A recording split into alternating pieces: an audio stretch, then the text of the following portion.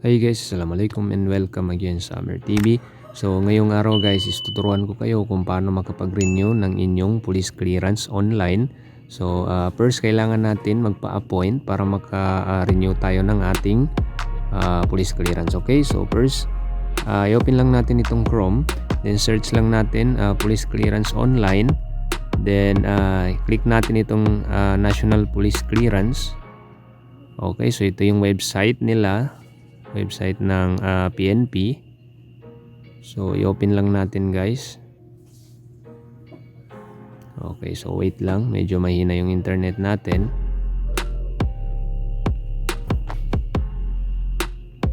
Okay, so ayan, as you can see, meron tayong makikitang register and login.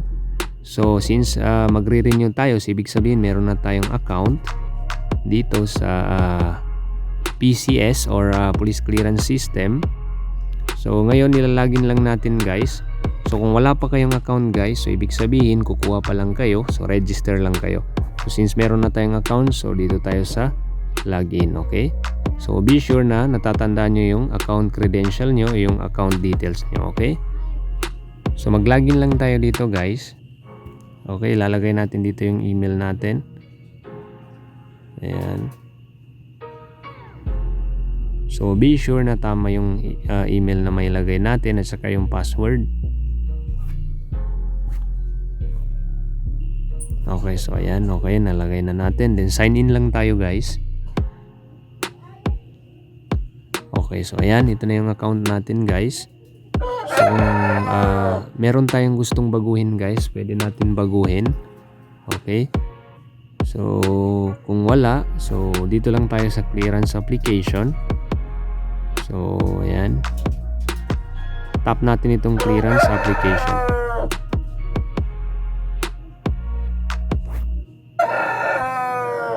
Okay, so ayan.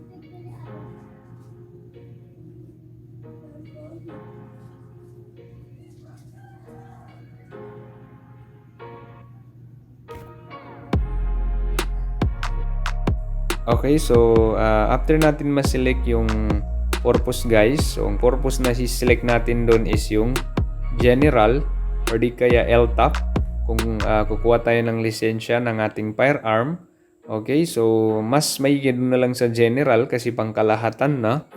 Okay, so dito tayo ngayon mapupunta sa transaction history. So as you can see, dito natin makikita yung ating existing transaction. Okay, so meron tayong tatlong option dito, yung clearance application with appearance and then clearance certification. Okay, so kung dito tayo sa clearance application with appearance, so ibig sabihin yan, pupunta talaga tayo dun sa police station. Okay, so ito yung mga kailangan guys, basahin nyo lang ito guys. Ayan. So select natin itong renewal, non-appearance. So for example, hindi na natin pupuntahan dun sa police station, so pwede rin. Pero kailangan 3 years from the last appearance. Only for 3 years from the last appearance. So ibig sabihin 3 taon 3 taon simula nung last na pagpunta natin dun sa police station. Okay, so kailangan din ng 2x2 na picture with white background. So kailangan din natin mag-selfie gamit ang ating cellphone, and then kailangan natin hawakan yung ating government issued ID. Okay, so ayan. Then clearance certification, so nandyan din, ito yung mga requirements. Okay, so for example, dito tayo sa renewal, non-appearance, since magre-renew tayo. Okay, so as you can see, dito tayo sa pinakababa, makikita natin ngayon yung ating reference number, kasama yung mga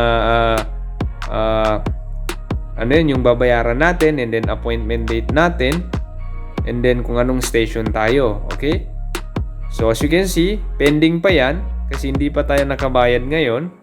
Okay, so para makapagbayad tayo guys, since land bank yung pwede natin gamitin, so pwede natin ito i-click here to pay.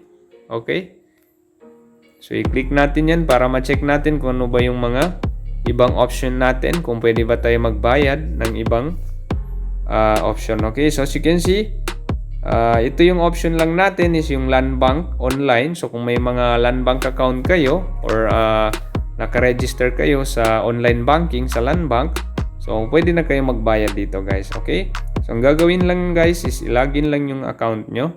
Okay, so yung second option naman is dito tayo sa print transaction details. Okay, so print transaction details. So i-print natin guys. Pwede natin siya i-print or download lang muna natin. Okay, so i-close natin ito. Okay, so as you can see, ayan, nandyan na yung transaction details guys. As you can see, yung transaction status is pending pa. So, hindi pa tayo nakabayad. So, ang gagawin natin guys is ipaprint natin ito and then pupunta tayo ngayon sa Land Bank. Okay? So, ipapakita lang natin ito and then makakabayad na tayo ng ating police clearance. So, makakapag-renew na tayo guys. Okay? So, I hope nalinawagan kayo. Thanks for watching and don't forget to subscribe to Amer TV for the latest videos na aking i-upload. Sukran and wassalam.